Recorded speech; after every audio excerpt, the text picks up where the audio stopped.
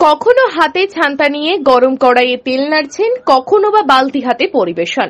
বাংলা নববর্ষের প্রথম দিনে অন্যরকম মেজাজে ধরা দিলেন বর্ধমান দুর্গাপুর লোকসভা কেন্দ্রের তৃণমূল প্রার্থী কীর্তি আজাদ।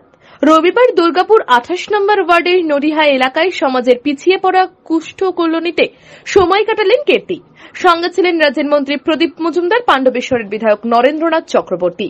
এদিন কুষ্ঠ পরিবারগুলির মধ্যে নিজের হাতে খাবার পরিবেশন করেন তৃণমূল প্রার্থী ও জেলার সভাপতি। কুষ্ঠ পরিবারগুলির মধ্যাহ্ন ভোজনে অংশগ্রহণ করতে পেরে আমি নিজেকে গর্বিত মনে করছি। সাংবাদিকদের সামনে এমনটাই জানান তৃণমূল প্রার্থী। ऐसे प्रकल्प बहुत अच्छा रहता है, वो विशेष करके उन लोगों के लिए जिनके पास कोई हो ना और एक सहारा दिया जाए। तो यह दीदी के हरदम एजेंडा में रहा है कि उनके प्रदेश में रहने वाला प्रत्येक व्यक्ति दुखित ना हो, और उसके लिए यह इतना बढ़िया एक कोऑपरेटिव खुला है। आदरणीय हमारे मंत्री प्रदीप मजूमदार जी देखते हैं, हमारे सभापति एमएलए श्री नरेंद्र नाथ जी भी रखते हैं। तो इसको देखते हुए बड़ी प्रसन्नता की बात है, खुशी है जब इन लोगों के बीच मिले। तो आज हमने अपना दिन ही सोचा इन लोगों के साथ शुरू करने, तो बहुत अच्छा लगा इन लोगों को।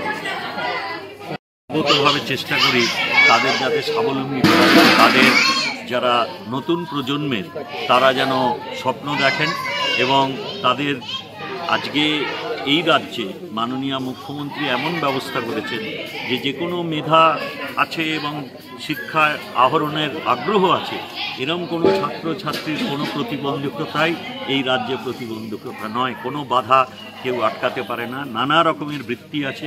তার উপরে আমার ভবিষ্যতের মায়েদের জন্য কন্যাশ্রী একটা নতুন যুগের সূচনা করেছে, যেখানে মাতৃশক্তি আরও বেশি শিক্ষা পাচ্ছেন এবং তার সঙ্গে সঙ্গে শক্তিশালী হচ্ছেন। তাদের স্বয়ম্বর করে তোলার জন্য বিভিন্ন রকমের প্রকল্প আছে, সর্বোপরি লক্ষ্মীর ভাণ্ডার আছে।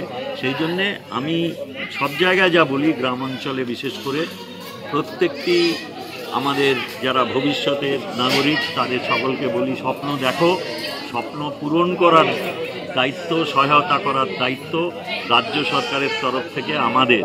ওই জন্য বিনিময় করতে এসেছিলেন আমাদের এখানে। আমাদের একটি কোঅপারেটিভ আছে, তো সেই কোঅপারেটিভের আজকে আমাদের কোঅপারেটিভের নাম হচ্ছে Nabadiganta multipurpose cooperative society limited. তো এটার পুনঃস্থাপন হয়েছেন 2017 সালে হয়েছিল। তো আজকে মোটামুটি প্রায় 7 বছর অতিক্রান্ত হয়েছে। তো আমরা গ্রামে সৌজন্য বিনিময় করেছি এবং গ্রামে একটি ছোট্ট প্রোগ্রাম রেখেছিলাম যে আমাদের গ্রামের যাতে যারা ক্ষুধার্ত আছেন এবং যারা ভিক্ষাবৃত্তি করে মানুষ হন তাদেরকে যাতে আমরা ভরপেট একবেলা খাওয়াতে পারি। তো সেই প্রোগ্রামে ওনারা সত্যি আমাদের পাশে এসে সৌজন্য বিনিময় করলেন এবং ওনারা আসার পর আমি দেখলাম যে ওনারা আসার পর পুরোটাই আমাদের গ্রামের উন্নয়নের নিয়ে কথাটি বললেন এবং আমাদের সাথে ওনারা ভাব বিনিময় করার পর অত্যন্ত আপ্লুত হয়েছেন। এটা 28 নম্বর ওয়ার্ডের আন্ডারে পড়ে এবং ডিএনসি 28 নম্বর ওয়ার্ড। আমাদের বিধানসভা হচ্ছে দুর্গাপুর পূর্ব 276/209 আমাদের পোলিং বুথ। তো এর মধ্যেই আমরা দেখলাম যে ওনারা আসছেন। তো খুব কিছুটা প্রোগ্রেসিভ চলছে আমাদের গ্রামে, টুকটাক কি কাজ হয়েছে। রাস্তা, লাইট, স্কুল হয়েছে। এটা আমরা সত্যি হন্যতাই করছি না, কারণ সত্যি হয়েছে বলেই আমরা সেটা বলছি। এবং আরও অনেক উন্নয়নমূলক কাজ বাকি, যেটা পরবর্তীকালে ওনাদের তদারকিতে হবে এটা বলে আমরা আশাবাদী। উনি আমাদের দুর্গাপুর থেকে দেবজ্যোতি ঘোষের রিপোর্ট, টিভি নিউজ 10।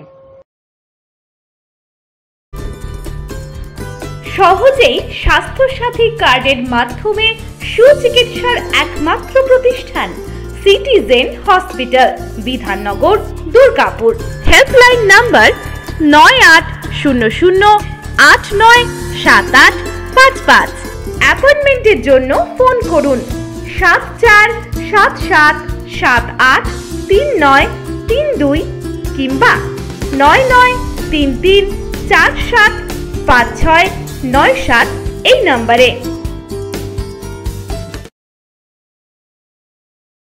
সবার আগে খবরের আপডেট পাওয়ার জন্য সাবস্ক্রাইব করুন আমাদের ইউটিউব চ্যানেল এবং ক্লিক করুন বেল নোটিফিকেশন আইকনে।